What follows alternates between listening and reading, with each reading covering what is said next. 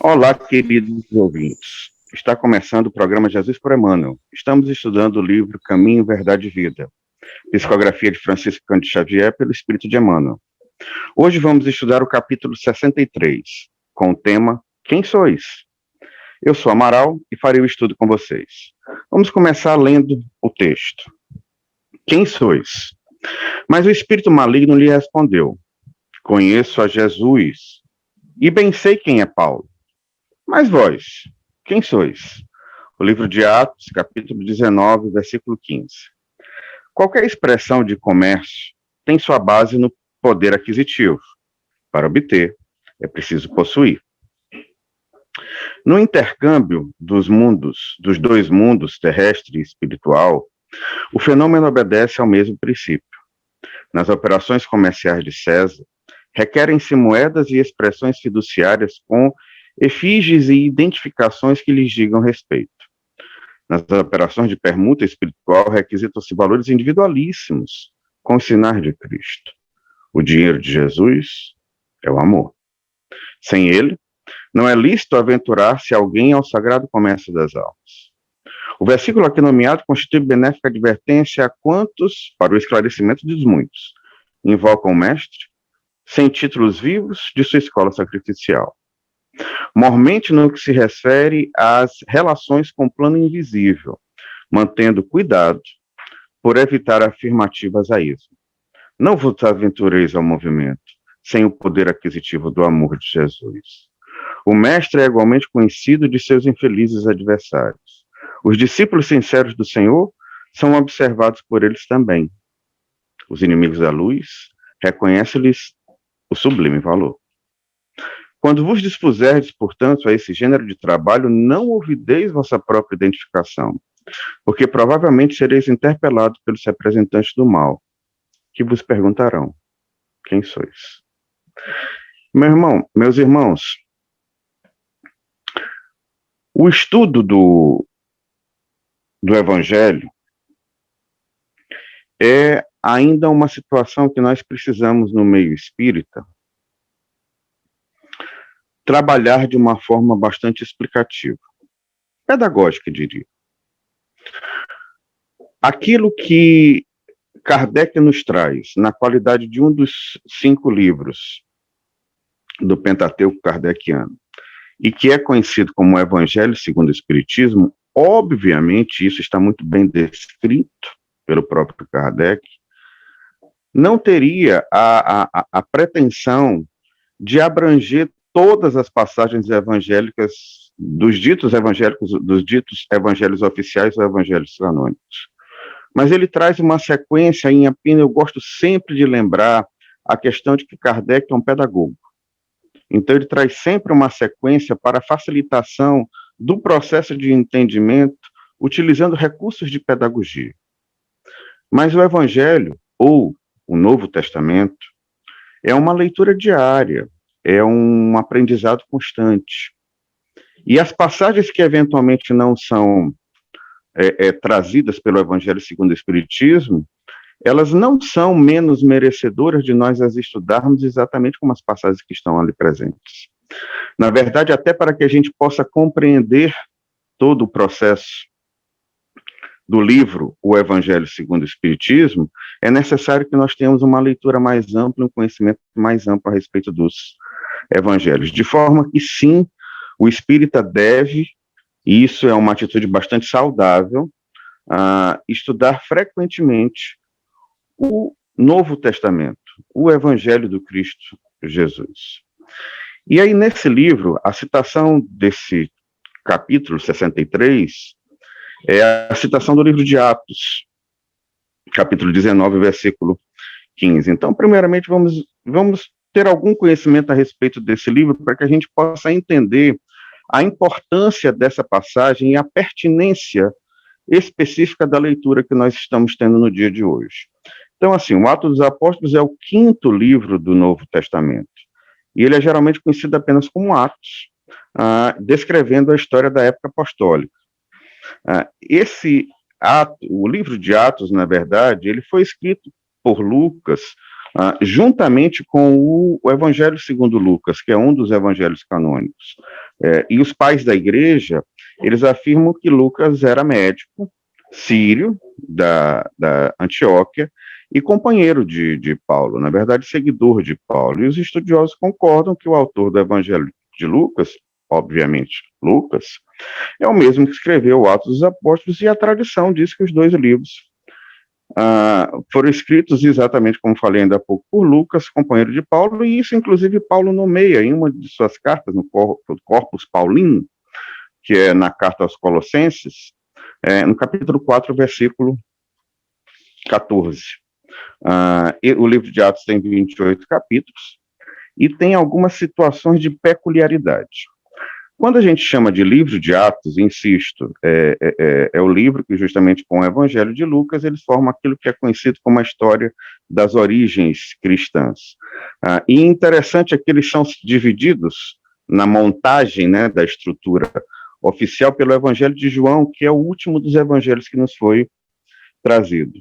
E quando a gente vê esse termo, né, como falei para você, é o livro de Atos, ou Atos dos Apóstolos, mas que mais frequentemente é conhecido apenas por Atos, é porque esse termo Atos, ele representa um gênero literário. Um gênero literário ou subgênero, enfim, que é caracterizado por livros que descrevem os grandes feitos de um povo ou de uma cidade.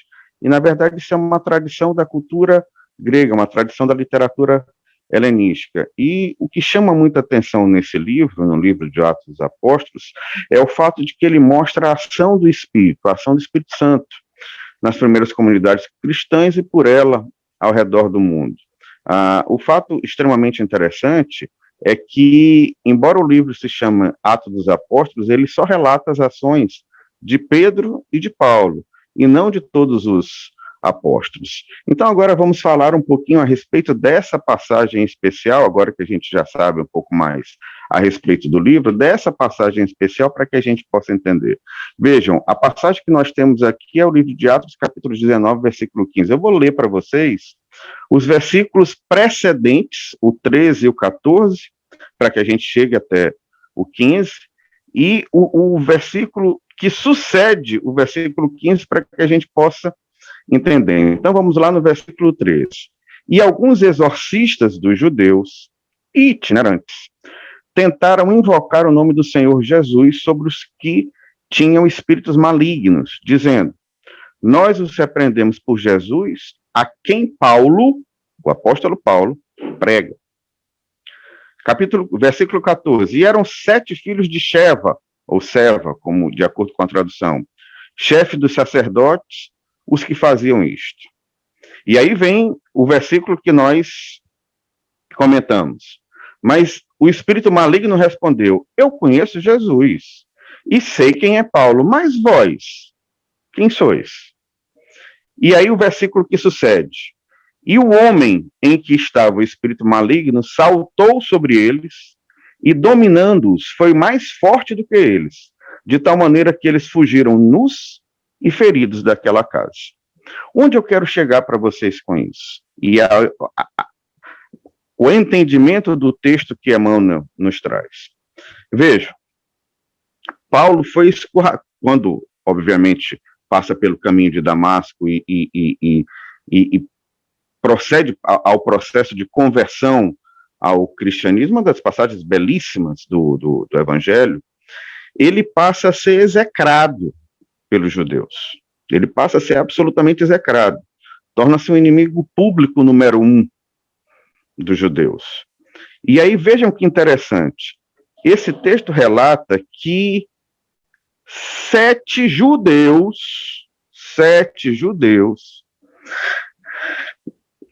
da casa de Sheva, isto é, de um dos chefes dos sacerdotes itinerantes, começam a realizar o exorcismo dessa obsessão, meus irmãos. E utilizam a terminologia do seguinte: eles se apresentam da seguinte forma: nós os repreendemos em nome de Jesus. Olha que paradoxo. Os judeus que execraram Jesus e que, última análise, foram os responsáveis pelo seu processo em última e primeira análise, seu processo de crucificação, já se rendem ao poder e à verdade do Evangelho do Cristo Jesus. E mais, eles colocam, nós o repreendemos por Jesus a quem Paulo prega. Vejam que beleza.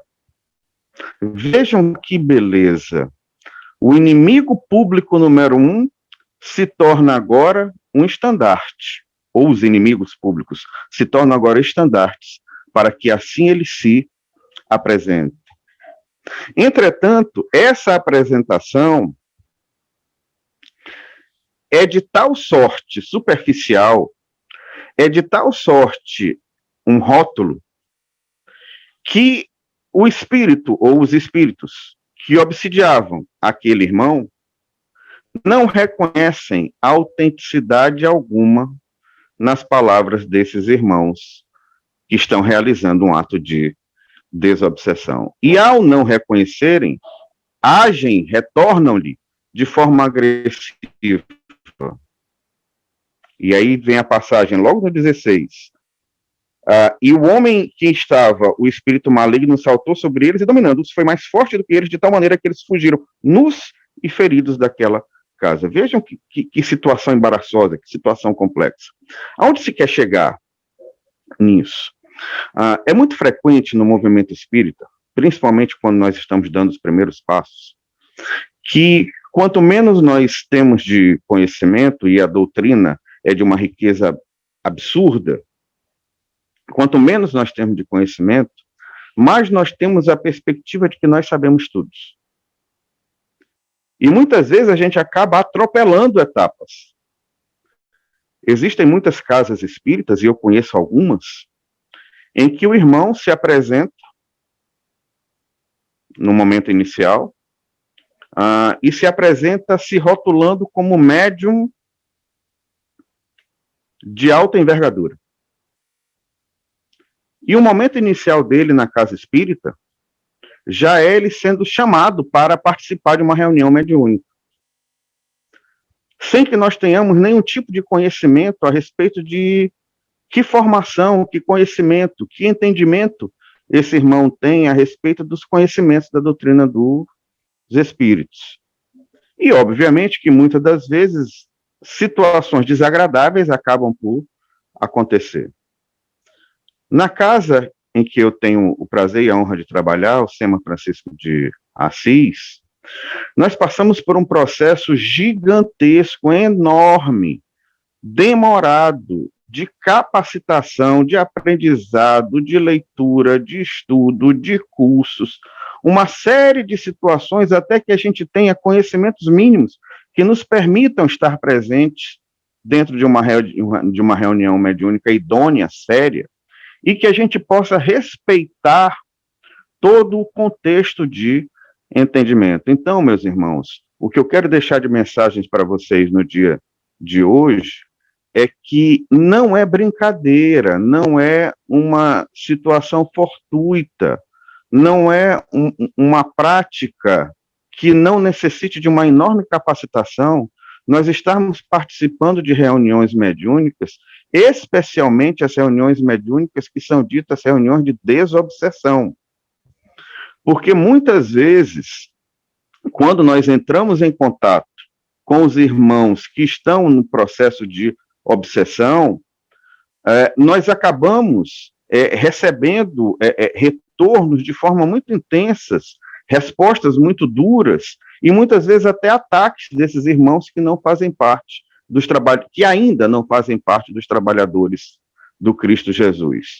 Então, respeitem, estudem, capacitem-se, porque participar de reuniões mediúnicas não é uma diversão, não é uma brincadeira, é algo extremamente sério e que necessita que o médium esteja muito equilibrado, sobretudo os dialogadores e os presidentes de reunião, e capacitados para que possam realizar da melhor forma possível o trabalho de evangelização, que é um objetivo maior de todos os processos de desobsessão. Meus irmãos, essa foi nossa contribuição para o estudo da obra Caminho, Verdade e Vida.